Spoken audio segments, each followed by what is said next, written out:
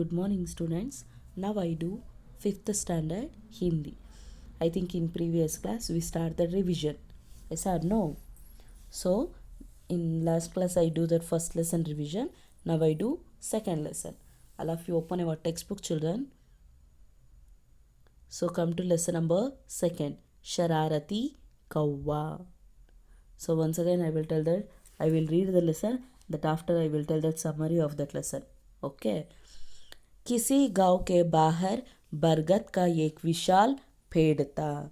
उस पेड़ के नीचे आने जाने वाले यात्री विश्राम किया करते थे। गांव वालों ने वहां प्याऊ भी भेंट दी थी। यात्री वहां ठंडा पानी पीते और विश्राम करके चले जाते। उस बरगद पर एक कौवा रहता था। वह बड़ा शरारती था। वह अपनी शरारतों से किसी न किसी को तंग करता रहता था। एक दोपहर का एक हंस उस बरगद पर आकर बैठ गया। उस समय बरगद के नीचे एक यात्री आराम कर रहा था। उसके मुंह पर धूप आ गई थी। हंस ने अपने पंख फैलाकर उस यात्री के मुंह पर छाया कर दी। यह देखकर कौवे ने शरारत करने की सोची। उसने यात्री के मुंह पर बीट कर दी। मुंह पर बीट गिरते ही यात्रा जाग गया। वह उसे लगा कि हमसे ने बीट कर दी है। उसे गुस्सा आया। उसने एक पत्थर उठाकर हंस को दे मारा। हंस सीधे जमीन पर गिरा और मर गया। इस प्रकार कौवे की शरारती ने हंस की जान ले ली। ಸೊ ಶರಾರತಿ ಕವ್ವ ಏನು ಹಾಗಾದರೆ ನಾಟಿ ಕ್ರೌ. ಈ ಕ್ರೌ ಏನು ಮಾಡ್ತಾ ಇರುತ್ತೆ, ಸೊ ಒಂದಿನ ಈ ಕಿಸಿ ಗಾಂವ್ ಮೇ ಏಕ್ ಬರಗದ್ ಕಾ ಏಕ್ ವಿಶಾಲ್ ಪೇಡ್ ತಾ. ಬರಗದ್ನ ಒಂದು ವಿಶಾಲವಾದ ಮರ ಎಲ್ಲಿರುತ್ತೆ, ಹಳ್ಳಿಯ ಹೊರಗಡೆ ಇರುತ್ತೆ. ಸೊ ಆ ಹಳ್ಳಿ ಹೊರಗಡೆ ಇದ್ದಂತಹ ಮರದ ಕೆಳಗಡೆ ಜನ ಏನು ಮಾಡ್ತಾ ಇರ್ತಾರೆ, ಹೋಗಿ ಬರೋರೆಲ್ಲ ಆ ಮರದ ಕೆಳಗಡೆ ಕೂತ್ಕೊಂಡು ರೆಸ್ಟ್ ಮಾಡ್ತಾ ಇರ್ತಾರೆ. ಸೊ ಹಾಗೆ ಒಂದಿನ ಒಬ್ಬ ಯಾತ್ರಿ ಟ್ರಾವೆಲರ್ ಬಂದು ಏನು ಮಾಡ್ತಾನೆ, ಆ ಮರದ ಕೆಳಗಡೆ ಕೂತ್ಕೊಂಡು ರೆಸ್ಟ್ ಮಾಡ್ತಾ ಇರ್ತಾನೆ. ಸೊ ಆಗ ಅವನಿಗೆ ಬಿಸಿಲು ಬರ್ತಾ ಇರುತ್ತೆ. ಸೊ ಅಲ್ಲೇ ಪಕ್ಕದಲ್ಲಿ ಒಂದು ಸ್ವಾನ್ ಇರುತ್ತೆ. ಆ ಸ್ವಾನ್ ಏನು ಮಾಡುತ್ತೆ, ಬಂದು ಅವನಿಗೆ ಬಿಸಿಲು ಬರ್ತಿದೆಯಲ್ಲ ಅಂತ ತನ್ನ ವಿಂಗ್ಸ್ನ ಓಪನ್ ಮಾಡಿ ಅವನಿಗೆ ನೆರಳು ಕೊಡ್ತಾ ಇರುತ್ತೆ. ಸೊ ಇದನ್ನು ಯಾರು ನೋಡ್ತಾ ಇದ್ರು, ಕ್ರೌ ನೋಡ್ತಾ ಇರುತ್ತೆ. ಹೇಗಾದರೂ ಮಾಡಿ ಏನಾದರೂ ಚೇಷ್ಟೆ ಮಾಡಬೇಕಲ್ಲ ಅಂತ ಹೇಳಿ ಏನು ಮಾಡುತ್ತೆ, ಆ ಮಲಗಿದಂತಹ ಟ್ರಾವೆಲರಿಗೆ ಬಂದು ತನ್ನ ವಿಂಗ್ಸಿಂದ ಒಡೆದು ಹಾರೋಗ್ಬಿಡುತ್ತೆ. ಪಾಪ ಅದು ಸ್ವಾನಿಗೆ ಗೊತ್ತಾಗಲ್ಲ. ಸ್ವಾನ್ ಹಾಗೆ ನೆರಳನ್ನು ಕೊಡ್ತಾ ಇರುತ್ತೆ. ಸೊ ಕ್ರೌ ಯಾವಾಗ ಒಡೆದೋಗುತ್ತೆ ಆವಾಗ ಆ ಟ್ರಾವೆಲರಿಗೆ ಎಚ್ಚರಿಕೆಯಾಗಿ ಎದ್ದು ನೋಡ್ತಾನೆ. ಅಲ್ಲಿ ಯಾರಿರ್ತಾರೆ, ಸ್ವಾನ್ ಇರುತ್ತೆ. ಸೊ ಸ್ವಾನು ತನ್ನ ವಿಂಗ್ಸಿಂದ ನನಗೆ ಹೊಡೆದಿದೆ ಅಂತ ಕೋಪ ಬಂದು ಅವನೇನು ಮಾಡ್ತಾನೆ, ಒಂದು ಕಲ್ಲು ತಗೊಂಡು ಸ್ವಾನಿಗೆ ಹೊಡಿತಾನೆ. ಪಾಪ ಸ್ವಾನ್ ಏನಾಗುತ್ತೆ, ಅಲ್ಲೇ ಬಿದ್ದು ಸತ್ತೋಗುತ್ತೆ. ಸೊ ಇಲ್ಲಿ ಶರಾರತಿ ಮಾಡಿದ್ಯಾರು, ಕವ್ವ. ಸೊ इस प्रकार कौवे की शरारत ने ಹಂಸಕ್ಕೆ ಜಾನ್ ಲೇಲಿ. ಪಾಪ ಕವ್ವೆ ಮಾಡಿದ ಶರಾರತಿಗೆ ಸ್ವಾನ್ ತನ್ನ ಪ್ರಾಣನ ಕಳ್ಕೊಳ್ಳುತ್ತೆ. So that is the lesson ಶರಾರತಿ ಕವ್ವ. Understand? So in this lesson I think I sent that notes also. All of you complete the classwork, children. So open the classwork. Once again I will explain that if you not write the classwork, first sit and complete the classwork. If you already wrote in classwork, you practice for all mains in your notebook and answered in your textbook also. Okay, children. See the first main, bargad. What's the meaning of the word bargad? Vatavruksha. Banyan, Banyan, Banyan. Then Yatri, Musafir, Traveler, Traveller, Traveler. Beat, vista, excrement of birds, excrement, excrement of birds, birds, birds. Then Vishram, Aram, rest, rest, rest.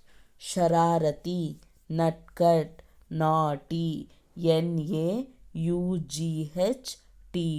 naughty. Gussa, क्रोध, anger, anger, anger. विशाल, बड़ा, huge, huge. मुह, मुख, mouth,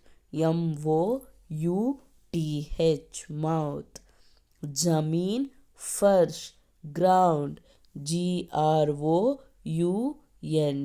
ground. प्याऊ, पानी पीने के केंद्र, water both, WATERBOOTH, water both. पंख, Diana, wing, WING, पत्थर, कंकड़, payable, PEBBLE, pebble. So these are all glosary words. Okay children, so next, निम्नलिखित प्रश्नों के उत्तर दो. That means answer the following questions. बरगद का पेड़ कहाँ था? बरगद का पेड़ कहाँ था? बरगद का पेड़ गांव के बाहर था. ಸೊ ಬ್ಯಾನಿಯನ್ ಟ್ರೀ ಎಲ್ಲಿತ್ತು? ಬ್ಯಾನಿಯನ್-ಟ್ರೀ ಹಳ್ಳಿಯ ಹೊರಗಡೆ ಇತ್ತು. ನೆಕ್ಸ್ಟ್, ಬರ್ಗದ್ ಪರ್ ಕೌನ್ ರಹತಾ ತಾ? Who live in the banyan tree? ಬ್ಯಾನಿಯನ್-ಟ್ರೀಯಲ್ಲಿ ಯಾರು ವಾಸ ಆಗಿರ್ತಾರೆ? ಬರ್ಗದ್ ಪರ್ ಏಕ್ ಕವ್ವಾ ರಹತಾ ತಾ. The crow live in the banyan tree. यात्री बरगद के नीचे क्या करते थे? The traveller what to do under the tree? Traveller ಮರದ ಕೆಳಗಡೆ ಏನು ಮಾಡ್ತಾ ಇರ್ತಾನೆ? ಯಾತ್ರಿ बरगद के नीचे ठंडा पानी पीते और ಆರಾಮ್ करते थे. ಅಂದರೆ ಅವನಲ್ಲಿದ್ದಂತಹ ಕೋಲ್ಡ್ ವಾಟರ್ನ ಕುಡಿದು ರೆಸ್ಟ್ ಮಾಡ್ತಾ ಇರ್ತಾನೆ. ಕವ್ಯೆನೆ ಕ್ಯಾ ಶರಾರತ್ ಕಿ? ಕವ್ಯೆ ಏನು ಶರಾರತ್ ಮಾಡುತ್ತೆ? ಕವ್ಯೆನೆ ಯಾತ್ರಿ ಪರ್ ಬೀಟ್ ಕರ್ದಿ. ಕವ್ಯ ಏನು ಮಾಡ್ತೋ? ಸುಮ್ಮನೆ ಮಲಗಿದ್ದಂತಹ ಟ್ರಾವೆಲರ್ಗೆ ಹೋಗಿ ಒಡೆದು ಬರುತ್ತೆ. ಯಾತ್ರಿ ಕೋ ಹಂಸ ಪರ್ ಕ್ಯೋ ಗುಸ್ಸಾ ಆಯಾ? ಯಾತ್ರಿಗೆ ಸ್ವಾನ್ನ ನೋಡಿದ ತಕ್ಷಣ ಯಾಕೆ ಕೋಪ ಬರುತ್ತೆ? ಹಂಸಕೋ ಯಾತ್ರಿ ಕೆ ಮುಹ್ ಪರ್ ಬೀಟ್ ಕರ್ದಿ. ಸ್ವಾನ್ ಏನು ಮಾಡಿದೆ ಅನ್ಕೋತಾನೆ ಅವನು? ಮುಖದ ಮೇಲೆ ಒಡೆದಿದೆ ಅಂತ ಅನ್ಕೊತಾನೆ. ಸೊ ಹಾಗಾಗಿ ಅವನಿಗೆ ತುಂಬ ಕೋಪ ಬರುತ್ತೆ. These are all question answers. All of you understand that? So what have in the next main? Khalistan baro. Fill in the blanks. Once again I read all words. Listen that. किसी dash के बाहर dash का पेड़ था. किसी गांव के बाहर बरगद का पेड़ था. उस बरगद पर एक डैश रहता था. उस बरगद पर एक कौवा रहता था. उस बरगद पर एक कौवा रहता था. Then उसके मुंह पर डैश आ गई. उसके मुंह पर धूप आ गई. उसके मुंह पर धूप आ गई. उसने यात्री के मुंह पर डैश कर दी. उसने यात्री के मुंह पर बीट कर दी. उसने एक डैश उठाकर हंस को मारा. उसे एक पत्थर उठाकर हमसको मारा. So these are all fill in the blanks. Okay children, so all of you understand that. So these three means having for second lesson. All of you sit and practice for all mains in your book and answered in your textbook also. Okay children, so class work ಈಗ ಯಾರು already ಬರೆದಿದ್ದೀರಾ ಅವರು class ವರ್ಕಲ್ಲಿ ಬರೀಬೇಡಿ, rough ಬುಕ್ಕಲ್ಲಿ practice ಮಾಡಿ, ಹಾಗೆ text ಬುಕ್ಕಲ್ಲಿ ಒಂದು ಸಲ answer ಮಾಡಿರಿ. ಸೊ ಇನ್ನೂ ಯಾರು ಕ್ಲಾಸ್ ವರ್ಕ್ ಬರೆದಿಲ್ಲ ಅವರು ಫಸ್ಟ್ ಕೂತ್ಕೊಂಡು ಕ್ಲಾಸ್ ವರ್ಕ್ ಕಂಪ್ಲೀಟ್ ಮಾಡಿ. ಸರಿನಾ ಮಕ್ಕಳ? So these are all second lesson. Once again I will read all mines listen that. बरगद वटवृक्ष, बैनियन यात्री, मुसाफिर ट्रैवलर, बीट बीस्टा, एक्सक्रीमेंट्स ऑफ बर्ड्स विश्राम आराम, रेस्ट शरारती, नटखट नॉटी, गुस्सा क्रोध एंगर, विशाल बड़ा ह्यूज, मुह मुख माउथ, जमीन फर्श ग्राउंड, प्याऊ पानी पीने का केंद्र, वाटर बोट, पंख डाइना, विंग पत्थर, कंकड़, पेबल. Answer the following. बरगद के पेड़ कहाँ था? बरगद के पेड़ गांव के बाहर था. बरगद पर कौन रहता था? बरगद पर एक कौवा रहता था. यात्री बरगद के नीचे क्या करते थे? यात्री बरगद के नीचे ठंडा पानी पीते और आराम करते थे. कौवे ने क्या शरारत की? कौवे ने यात्री पर बीट कर दी. इस तरह शरारत की. यात्री को हमस पर गुस्सा क्यों आया?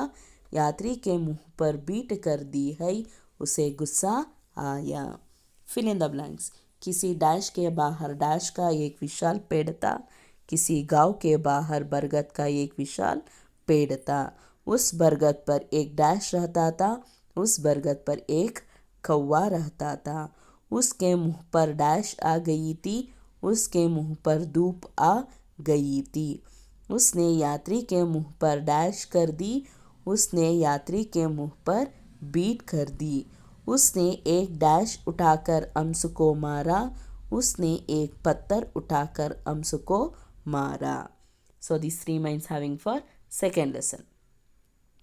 Okay children, all of you practice for all means in your rough book. All of you understand that children? If you are having any doubts, okay children, thank you.